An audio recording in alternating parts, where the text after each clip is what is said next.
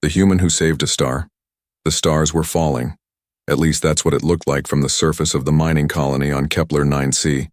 Bright streaks lit the sky as something massive, broke through the atmosphere with fire and thunder.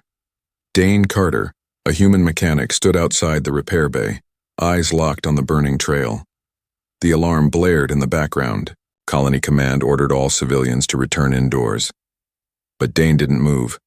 His instincts whispered something strange. That wasn't a meteor. That was a ship. And it was crashing. Within minutes, the object slammed into the nearby mountains, with a deafening boom.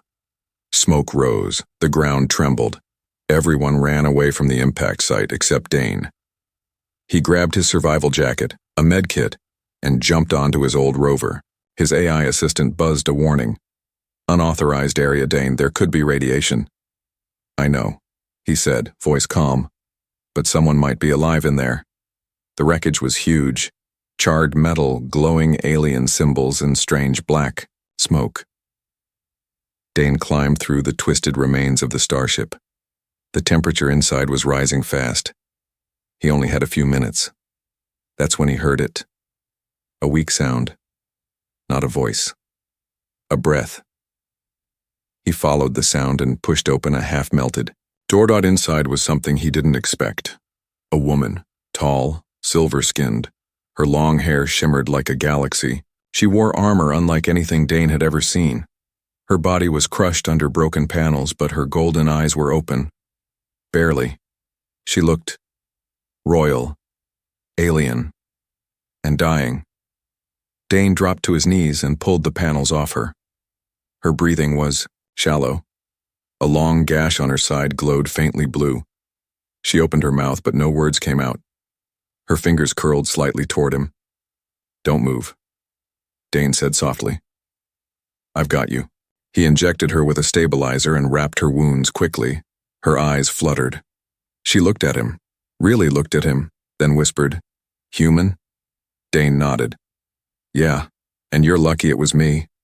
She tried to push him away. "No, leave me. I am Queen." Dane raised an eyebrow. "Queen, huh? Well, Your Majesty, I'm not leaving." He lifted her carefully, ignoring the heat and shaking walls. Fire danced around them. The ship groaned like it would collapse any second. "Put me down," she weakly demanded. Dane chuckled. "Nope, not happening." Back at the colony's medical wing, Dane burst through the door carrying the alien queen.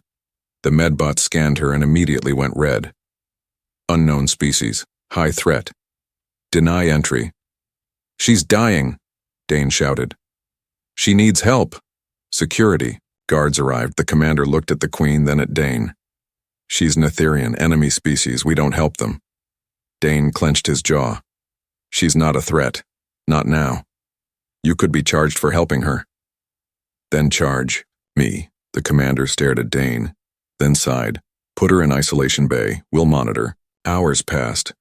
The alien queen lay in a glass medical chamber, breathing slowly. Her wounds were healing. Dane sat outside, watching through the glass. "She should have died," said a doctor nearby. "No one survives a crash like that. That ship came down from orbit." "She didn't give up," Dane said quietly. "That's why she's still alive." Inside the chamber, her golden eyes opened again, and she looked directly at him. 3 days later, the queen woke fully. Her wounds were mostly healed. Her strength was returning. She was sitting up when Dane entered the room. "Feeling better?" he asked with a small smile. She stared at him. "You touched me without permission. You could have died." He shrugged. "Well, I'm not dead." She stood, still wobbly. "Do you know who I am?" "You said you were a queen," Dane replied. "But right now you're just someone who needed help." She blinked, confused. "You don't fear me?" "No," he said simply. Her voice dropped low. "You saved an Etherian queen. Our ancient law demands that I offer you one wish. No trick, no price. Anything I can give is yours." Dane raised an eyebrow. "A wish, huh?" He looked her in the eyes and smiled again. I'll tell you later. She frowned. Why not now? Because I'm not ready yet, he said. And neither are you. The wish of a queen. The queen had never known silence like this. Her world, used to echo with the sounds of power, advisors whispering, guards marching, fleets responding to her voice. But now only the soft hum of human machines surrounded her. She sat alone in the medical chamber, her silver fingers tracing the clear glass. Outside, she saw the human, Dane. He sat on a bench, sipping from a metal cup. He looked calm, content, as if rescuing a galactic queen had been just another task on his list. Her pride itched. She was Queen Valari of the Netherian Empire, ruler of 3 systems, chosen by the stars. And this man, this mechanic, had touched her without permission, carried her like she was weak. And yet, she couldn't stop watching him. Later that day, Dane entered the room again. He was smiling, not bowing, not trembling, just smiling. You're walking again, he said. That's good. She lifted her chin. You've shown me great disrespect, human. Dane blinked. You're welcome. That wasn't a compliment. He shrugged. Still sounds like thanks. She stared at him. You do not fear me? No. Why? Because you bled like anyone else, Dane said gently. And I don't think monsters bleed. That silenced her. That night, her advisors finally contacted her through a secure relay. A hologram appeared beside her bed, sharp-voiced ministers, worried generals, and loyal guards. Your Majesty, they said, we are sending a warship to retrieve you. The human must be removed. He may try to use the debt. She raised an eyebrow. Debt? He saved your life. Our oldest law binds us. You owe him a wish, Your Majesty. Anything he asks must be granted. I know, she replied calmly. Then let us erase him now, before he speaks it. No, Valari said firmly. He saved me, and he has not demanded anything. The line went quiet. Then came the warning. Be careful. Humans are clever. He may be waiting for the right moment. The next morning, Dane returned, carrying something strange. A basket. What is that? Valari asked. Lunch. You brought food? Well, I figured queens eat too. She stared at the small wrapped sandwich and glowing thermos he placed. On the table, then, sat down across from him. They ate in silence. And for the first time, Queen Valari noticed something. Dane wasn't trying to impress her. He wasn't afraid. He wasn't using her. He was just being real, simple, warm, honest. Everything she didn't expect from a species her empire had labeled primitive. When they finished, Valari pushed back her chair and stood. I must honor our law, she said. I heard, Dane replied. Something about a wish? Yes, she said slowly. You may ask for anything within my power. Wealth, ships, a planet, even command of a fleet. Dane tilted his head. Anything? Yes. He stood up, stepped forward, and looked into her golden eyes. I wish. Her breath caught. Not yet. She blinked. What? I don't want anything yet, he said simply. Her hands clenched. Do you mock the sacred right? No, Dane said. I just think wishes are better when you know someone. Valari's chest tightened. This man, this human, was rejecting the most powerful offer in the galaxy. Or maybe he was choosing something more valuable. Time, trust. Her.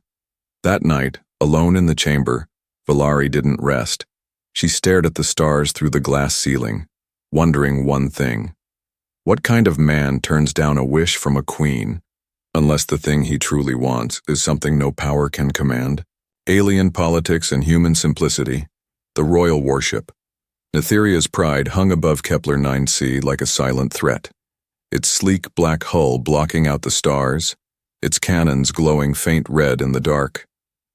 From the surface, The human colony barely noticed. But inside the orbiting ship, tension burned hotter than a sun. Queen Valari's ministers stood in a tight circle, eyes glowing with concern. Each wore the ceremonial red of the high court, their long robes brushing the polished floors. The queen's empty throne pulsed softly behind them. "She has not returned," hissed Minister Ryle. "This is her 4th day among the humans." "She is clouded," added another. "Her judgment compromised. She must be reminded of her duty before it is too late." Their voices were low, dangerous, heavy with fear, because something far more terrifying than a war was happening. The Queen was changing. Back on the planet, Valari sat on a rock at the edge of a cliff, her long cloak brushing against the wind. Beside her, Dane sat cross-legged, poking a fire to keep it alive. The flames danced lazily, casting warm light on both their faces. He handed her a metal mug. She sniffed it. "This again?" "It's called hot cocoa," Dane grinned. "It's what humans drink when they've had a rough day." Valari took a sip and blinked. Sweet, warm, strange. "Do you like it?" he asked. She didn't answer. She just kept drinking. Valari watched him closely. Dane was unlike anyone she'd ever met. He didn't speak in politics. He didn't try to gain favor. He just listened. When she talked about her empire, he didn't look impressed. When she described the planets under her command, he didn't bow or praise. Instead, he asked, "Do you ever get tired of ruling all that?"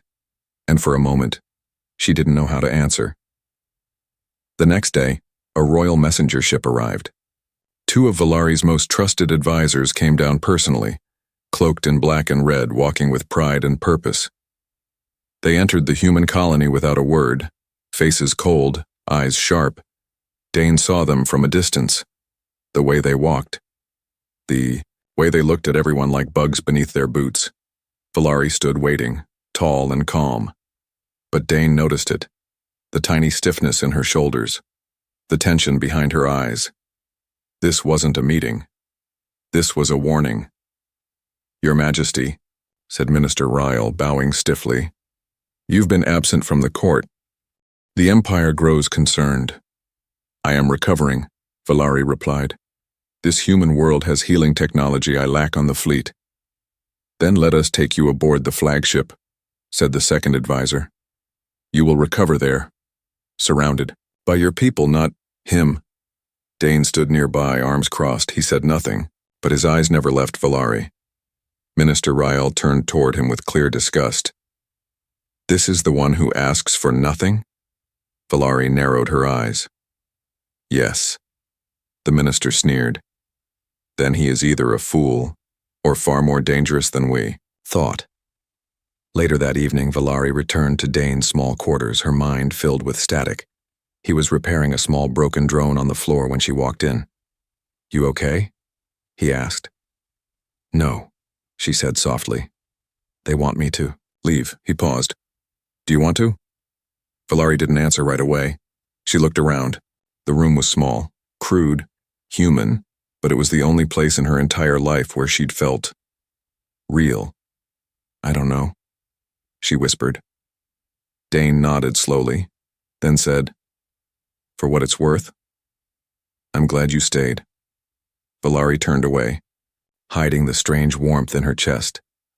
She, a queen of stars, was being undone not by war, but by kindness, assassins in the royal court. The night fell heavy on Kepler 9c. A strange silence covered the colony, not peaceful, but thick, like the air before a lightning strike. The stars above were hidden by clouds, and the moon cast long, stretched shadows. Dane slept in his quarters, curled up on a cot beside his half-repaired drone.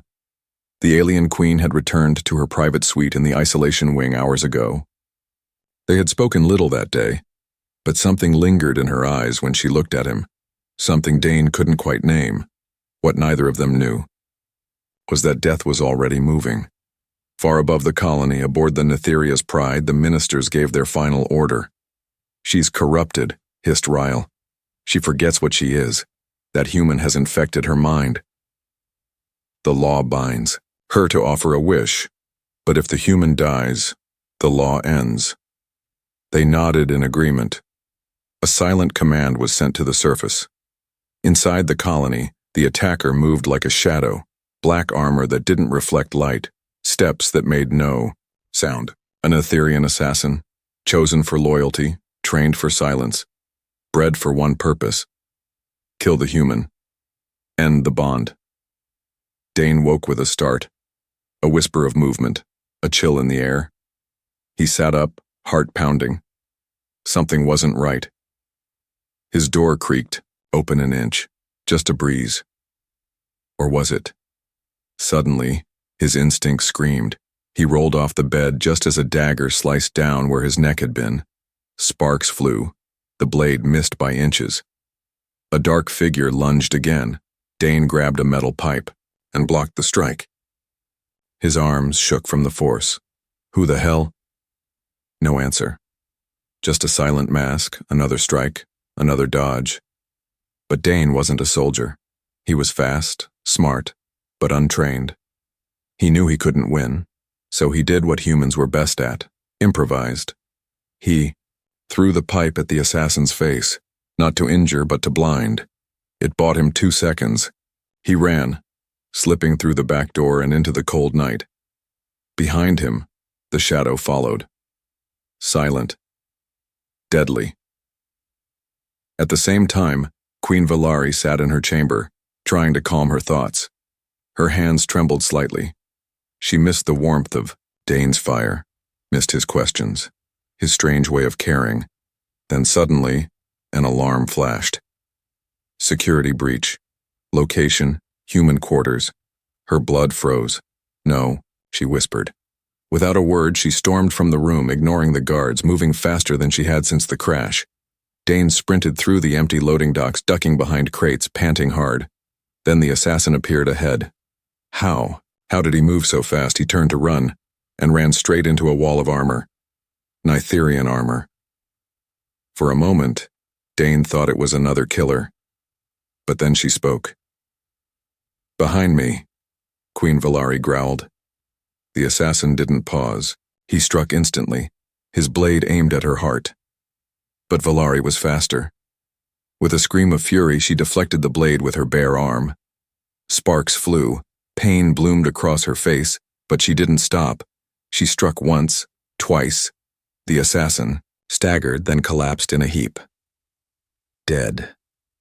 Silence returned. Dane knelt beside her. "You're bleeding." She wiped her face, ignoring the cut. "You could have died," he whispered. She looked at him. "So could you." A long pause passed between them. Then she added, "I was more afraid of losing you than dying." Dane swallowed. "Was that your first time killing for a human?" She gave a small, tired smile. "No. But it's the first time I cared." Up in orbit, Minister Ryle received the message. The assassin had failed. But something far worse had happened. The Queen had protected the human, publicly. The ministers looked at one another in panic.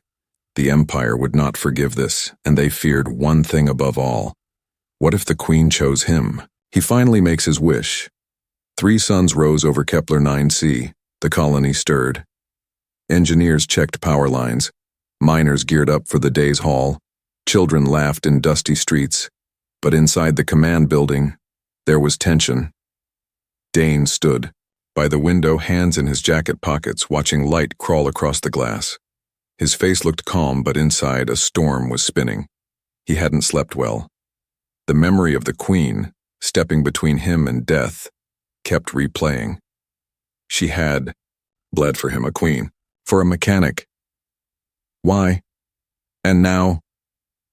She waited for him to speak the one thing he'd refused to say for days, his wish.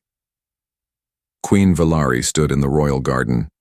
It wasn't much, just a circle of soil with imported alien flowers, but it reminded her of the gardens on her homeworld. Her golden armor was polished again. Her crown rested behind her head like the rings of a planet. She didn't feel like a queen. Not today.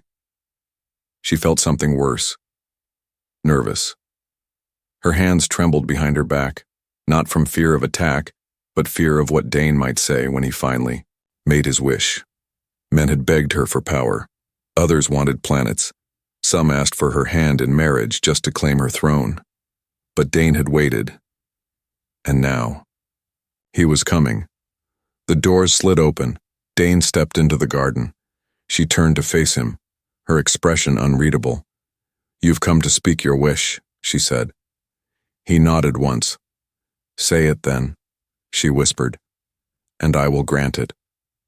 Dane walked forward, not too close, just near enough to see her clearly.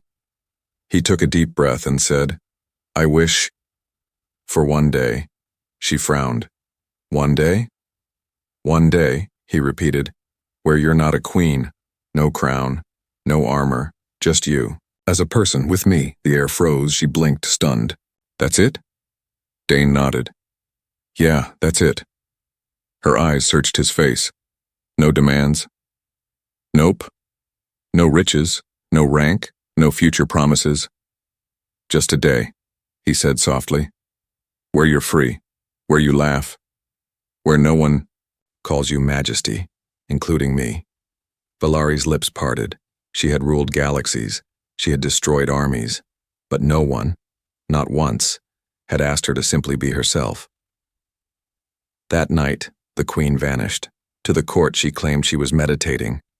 Alone. In truth, she walked the colony wearing civilian clothes Dane had given her. A long coat, worn boots, hair tied back, no guards. No weapons, just a woman, and a human beside her. They walked the glowing streets. They drank something called coffee, and she almost spat it out. Dane laughed so hard he spilled his own. They played cards with old miners who had no idea who she was. She lost every round. He smiled every time she did. They danced beneath flickering lights strung between buildings. Children ran around them. She felt something strange in her chest. Lightness.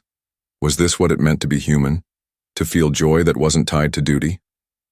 Later, they sat on the roof of the colony hall. The stars above were endless. Valari looked up and whispered, "I used to think I owned them." Dane glanced at her. "Do you still?" She smiled. "No. Now I think. I was just renting." He chuckled. "What changed?" She looked at him. "You." The night faded. The suns began to rise. Their day was ending. Back at the garden, she stood before him again, now in full royal robes, face calm. He looked at her with quiet eyes. "I guess that was my wish," he said. She nodded slowly. "But," he added, "can I say one more thing?" She tilted her head. "You already used your wish. This one's free," Dane said.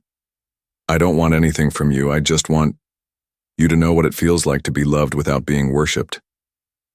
That one sentence broke her. For a split second, her perfect mask cracked, and her voice shook. "Then I wish I had met you before I became a queen." The day the queen became a woman, she didn't wear her crown that morning. Queen Valari stood in front of a mirror inside the human colony's guest quarters. Her golden robes had been left on the hanger. The royal sigils had been removed from her sleeves. In the reflection, she did not see a ruler of worlds.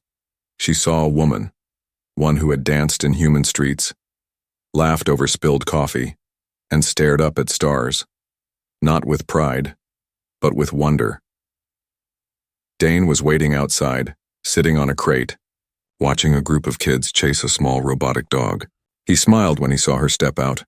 Valari had braided her silver hair back. She wore a simple human jacket over a soft shirt. No guards, no power, just her. He stood up, not saying a word. She looked different. Not in appearance, but in presence, like something heavy had been lifted. "Good morning," Dane said gently. Is it? She asked. He shrugged. It is now. She almost smiled. They walked without destination, just side by side. No crowd followed. No royal guards trailed behind. No one fell to their knees, and Valari liked it. She bought a strange fruit from a human vendor who had no idea she could order the destruction of planets. She dropped the first piece. Dane picked it up, laughed, and handed her another. They talked about nothing important. That, she realized, was the magic of it. Not duty, just being. At a shallow lake outside the colony, Valari took off her boots and stepped into the water. It was cold. She gasped. Dane laughed. Too soft for earth water?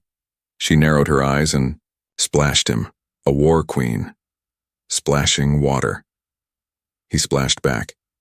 They laughed like children, like equals, like friends.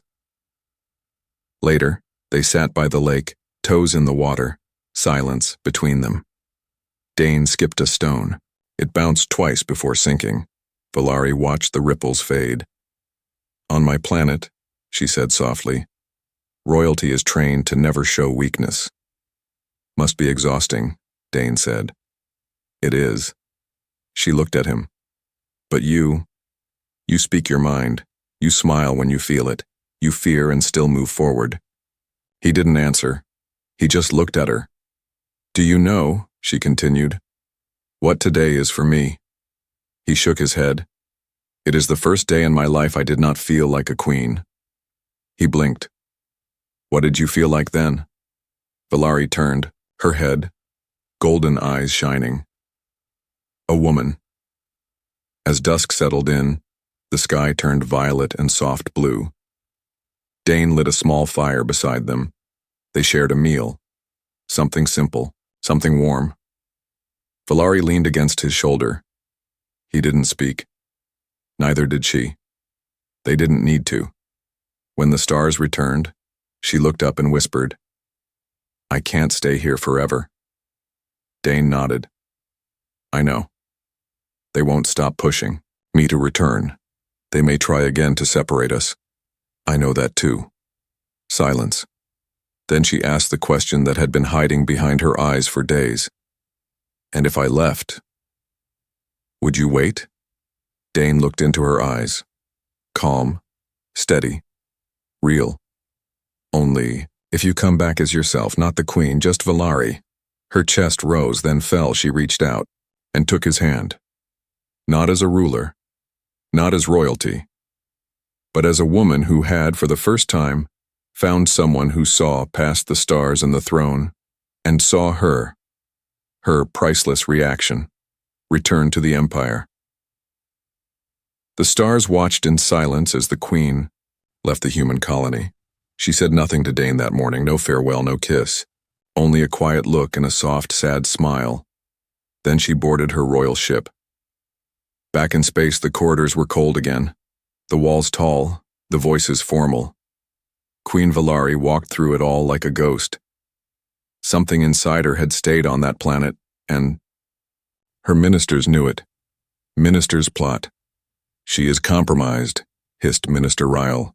She hesitates. She forgets the old ways, said another. She must not speak the wish, warned the High Judge.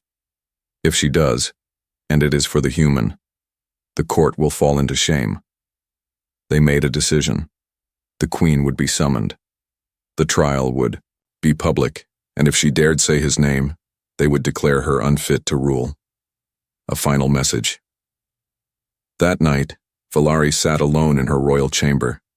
She looked out the viewport at a star in the distance. Somewhere near that light, Dane was watching the sky too. She opened a private comm link, a secure channel. I know they're watching. I know they'll try to stop me. But I made a promise. I granted a wish, and I've saved it long enough. She closed her eyes. Tomorrow, I speak it, and if you still believe in what we shared, Dane, be there, for Dane's choice. The message reached Dane hours later. He had returned to his workshop. The place felt cold without her laughter. When the message ended, he stood still for a long time. Then he packed a bag, fixed up his old rover, and headed to the hidden port where a Netherian defector still owed him a favor. No one stopped him, because nothing could. The Imperial Trial. The great court of Netheria was a place of fire and judgment. Rows of nobles filled the silver hall, watching from their floating seats. Cameras hovered, soldiers stood ready. Queen Valari entered, her robes flowing, crown shining. She was calm, but her heart pounded like war drums. The High Judge stood. You have delayed the sacred wish for too long. Today you must speak it. Valari nodded. I'm ready. The wish reclaimed, the judge raised his voice. State your wish. What do you ask of your empire? What gift shall be granted in return for your survival? Valari stepped forward. I do not wish for ships, she said, nor power. A whisper rolled through the crowd. I do not ask for new planets. I do not want war or peace treaties. The Aware ministers looked at each other, anxious. She paused, then clearly. I wish to choose who walks beside me, not as a ruler, not as a prize, but as a partner. The room froze. Valari inhaled. My wish is a human. His name is Dane. 7. A declaration of the heart gasps, cries. One noble stood. He is beneath you. Another shouted. He is not one of us. A minister banged the railing. This is madness. But Valari stood taller than she ever had.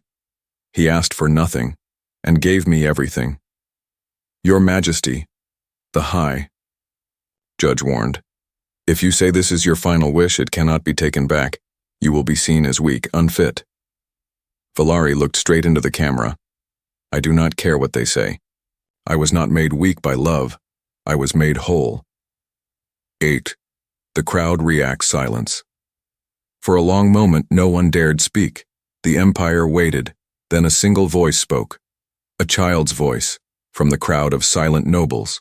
But isn't a queen allowed to be happy? It broke the silence like thunder. Eyes turned, mouths closed, and slowly from the back rows, someone began to clap, one, then another, then more, until even the cameras shook with the sound of hands honoring the one thing the queen had truly earned. Freedom. Dane appears. The doors opened, and Dane walked in, dressed in plain clothes, dirty boots, no armor, no medals, but his head was high.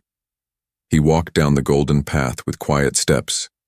He stood before the queen. She reached out her hand. He took it, and the crowd of stars watched in silence as royalty and humans stood as equals. The crown falls. Valari turned. She looked at the crown on her head. Heavy, shining, cold. She lifted it off and gently placed it on the judge's stand. I ruled worlds, she said, but he taught me how to live in just one. The ministers tried to speak, but words failed them. Valari took Dane's hand again, and they walked away. Together. Epilogue. A quiet moon years later. On a quiet moon covered in violet flowers and soft winds, a small home stood on a hill. Inside, 2 chairs faced the stars. Dane leaned back, sipping something warm. Beside him, Valari sat barefoot, her silver hair longer now, wearing a soft smile. They had no throne, no guards, no empire, just each other, and every night she whispered the same thing before sleep.